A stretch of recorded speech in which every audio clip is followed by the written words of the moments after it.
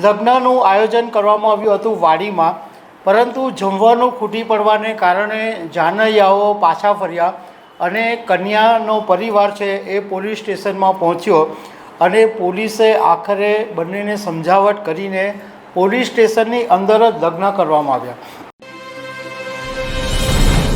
નમસ્કાર। ગુજરાતના સુરત શહેર વરાછા વિસ્તારની અંદર તાજેતરમાં એક વિચિત્ર ઘટના સામે આવી। વાત એમ બની કે એક લગ્નનું આયોજન કરવામાં આવ્યું હતું વાડીમાં, પરંતુ જમવાનું ખૂટી પડવાને કારણે જાનૈયાઓ પાછા ફર્યા અને કન્યાનો પરિવાર છે એ પોલીસ સ્ટેશનમાં પહોંચ્યો અને પોલીસે આખરે બંનેને સમજાવટ કરીને પોલીસ સ્ટેશનની અંદર જ લગ્ન કરવામાં આવ્યા। તો આના વિશે તમારી સાથે વાત કરીશ। મારું નામ રાજેશ શાહ છે અને તમે જોઈ રહ્યા છો ગુજરાતના સૌથી મોટા ડિજિટલ ન્યૂઝ પ્લેટફોર્મ ખબરછે.com। સુરતના વરાછા વિસ્તારમાં માતાવાડી પાસે એક વાડી આવેલી છે, ત્યાં બિહારના એક પરિવારના લગ્નનું આયોજન કરવામાં આવ્યું હતું।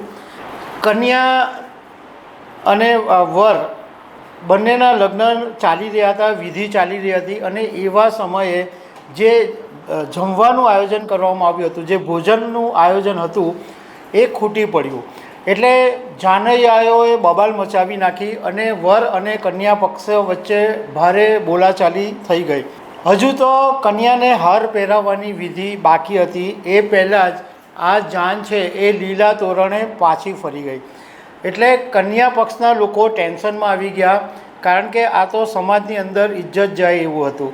એટલે કન્યા અને કન્યાના પરિવારો વરાછા પોલીસ સ્ટેશનમાં પહોંચ્યા અને પોલીસને આખી વિગતની વાત કરી।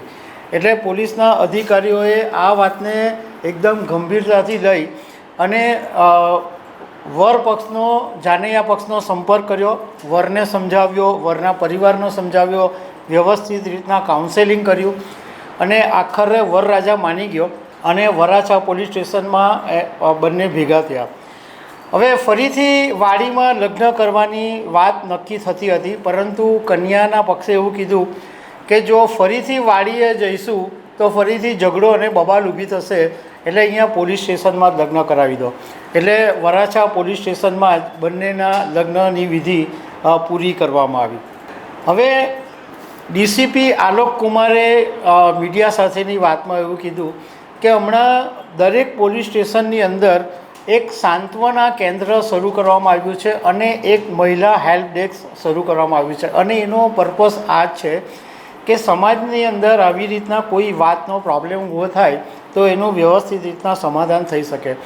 અને જ્યારે આ મામલો અમારી સમક્ષ આવ્યો કે એક જાન લીલા તોરણે પાછી ફરી છે અને કન્યાના લગ્ન અધૂરા રહી ગયા છે, તો આ વાતને અમે ગંભીરતાથી લઈ અને અમારી આખી ટીમે વરરાજાનું કાઉન્સેલિંગ કરી અને ફરીથી લગ્ન કરાવી દીધા।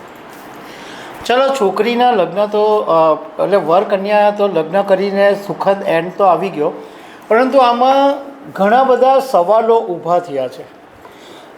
એક તો મોટો સવાલ એ છે કે જ્યારે આ બબાલ ઊભી થઈ એટલે કન્યાના જે પરિવારના લોકો છે, માતા પિતા છે, એમણે ઉકેલ લાવી દીધો, કારણ કે એમને સમાજનો ડર હતો કે સમાજની અંદર ઇજ્જત જશે। એટલે એમણે આ પોલીસ સ્ટેશનની અંદર સમાધાન કરીને જાણે એમ માની લીધું કે એમના માથે જે જવાબદારી હતી એ ઉતરી ગઈ। બીજી તરફ સવાલ એ બી છે કે જે જાનૈયાઓ આટલી બાબતની અંદર જો ખોટું લગાડીને જાન લઈને પાછા ચાલી જાય અને આ છોકરી લગ્ન કરીને સાસરીએ જશે તો એ જિંદગીભર સુખી રહેશે કે કેમ, એ એક મોટો સવાલ છે।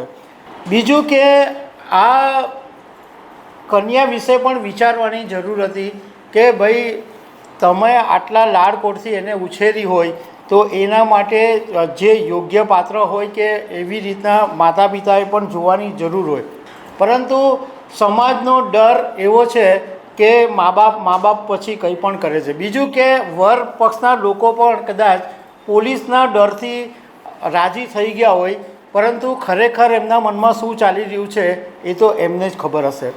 તો દર્શક મિત્રો, આવી અનેક વાતો સાથે અમે તમને મળતા રહીશું। Thank you very much.